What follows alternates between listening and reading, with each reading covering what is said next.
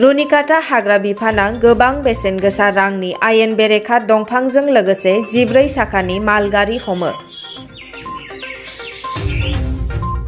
गोबाव समनिफ्रायनो रुनिकाटा रेन्जनि सिङाव हाग्रा बिफाननि बिथांमोनहा बायदि बायदि रोखोमनि आयेन बेरेखा दंफां लांखोमानायखौ हमबोबाय थानायखौ रायजो राजाफोरा बयबो नुनो मोनबोबाय थादों।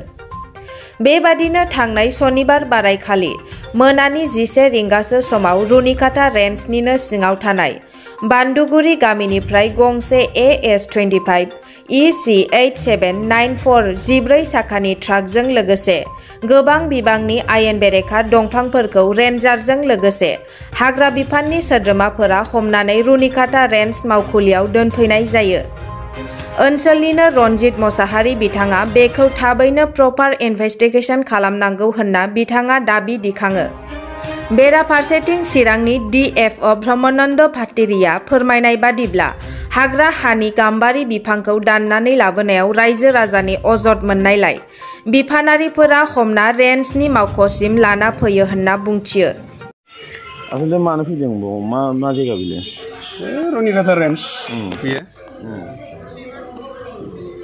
मानो फैदों आसलते बफैनाय जाना मैया 11टा हरनि 11टा समाव नैबे 14 साखा ट्राकआ थारमाने मोनसे जायगायाव दोनदोंमोन आरो ओमफ्राय बेटलाइनफोर मोनहैग्रोदोंमोन। ओमफ्राय माखासे जोङो दाख्लैनिफ्राय एसे एनै माखासे माबा होनानै मानसि माबाबाय थानाय पाइलटफ्रानो ज' माबालायनानै बाव बिसिम रेन्जारनो सोमजायहरनाय जादों आरो ओमफ्राय बिनि थाखाय जोङो प्रपार इनभेस्टिगेशनखौ नांगौ आरोखि। आसलते मा दं बे गारियाव? ओरैनोथ' लेगेल होन्दों बिसोरो गाम्बारि होमबाबो गाम्बारियाव जों बोरै बबेनिफ्राय मा फाथालेण्ड ना मा जायखिजाया बेखौ प्रपार इनभेस्टिगेशन खालामनांगौ डिपार्टमेन्टेलि डिभिजनेल फरेस्ट अफिस सोर मा कमिटि बानायनानै इनभेस्टिगेशन खालामो माने क्लियार होनांगौ आरोखि। आसलते बबेनिफ्राय फैदों होननानै नोंसोर मिथिनायाव एसेसो आइडिया दं नामा? आइडिया माने रुनिकाटानि खोला बे बान्दोगुरि होननाय जायगायाव माबादों आरोखि बेखौ हमनाया। औ हमनाया मोननाया बे बान्दुगुरियाव हमदों। औ बेनिफ्राय बाव लाबोदों। औ बेनिफ्राय बाव लाबोनाय जादों।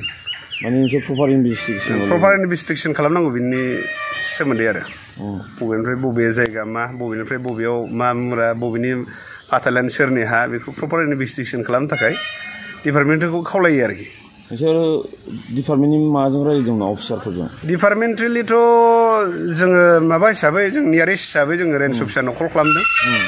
बिनिफ्राय माबाबाय आरोखि लायदों बियो थांदों सारा गावनि टिमफोरखौ लाना फैदों। बे आरो सानथिफुरनि स्टाफफोरबो दंमोन बेटालियन ओमफ्राय गावजों लोगोसे गोदान ग्रिन हान्स मोनसे टिम दंफैयो बिसोरबो दंमोन आरो बिसोरखौ लानानै लायदों आरो। दे रुनिकाटाত বৃহৎ পৰিমাণৰ চোৰাং কাঠ ধৰিছে আজি কি পাইছে আচলতে? আচলতে সেইখিনি হ'ল ঘৰতে ৰোপণ কৰা গমাৰি হয়, গমাৰি কাঠ হয়। এখন পাতালেণ্ড আছিলে টুকুৰাঝাৰৰ ফালে, সেই পাতালেণ্ডত প্ৰায় 18 CM মাল তেওঁলোকৰ মানে নিব লগা হৈ আছিলে। মানে গমাৰি ঘৰত নিজে কৰা গমাৰি আছিলে। কিন্তু আমি গম পালোঁ যে তেওঁ হাতীতৰা বুলি এখন ফৰেষ্ট ভিলেজত ৰাইজে ৰোপণ কৰা এটুকুৰা মাটিৰ পৰা কিছুমান গমাৰি কাঠ কাটিছে। অফিচিয়েলি চাবলৈ গ'লে যে ৰাইজৰ মাটি বুলিতো কোনো কথা নাই, এইটো চৰকাৰী মাটি হয়। গতিকে আমি ধৰিছোঁ, ধৰি পেলাই এতিয়া অনুসন্ধানৰ কাৰণে আজি চিজ কৰা হৈছে।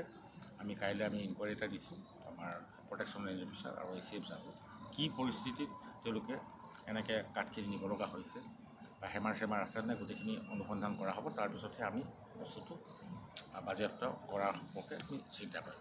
কিমান টকাৰ কাঠ আছে তাত? গমাৰিটো ঘৰত ৰোপণ কৰা গমাৰি খুব এটা দাম নহয়, 300-400 টকা চেফটিৰে হয়। খুব বেছি গ'লে 2 লাখ টকামানৰ কাঠ হ'ব পাৰে, কিন্তু কাঠখিনি জংঘলৰ নহয়, ঘৰত ৰোপণ কৰা কাঠ হয়। প্ৰাইমাৰীলি ইলিগেল বুলি সন্দেহ কৰা হৈছে। প্ৰাইমাৰীলি ইলিগেল মানে তেওঁ য'ত পাতালেণ্ড আছে তাৰ পৰা নি পেলাই বেলেগৰ পৰা কালেকশ্যন কৰা বুলি সন্দেহ কৰা হৈছে।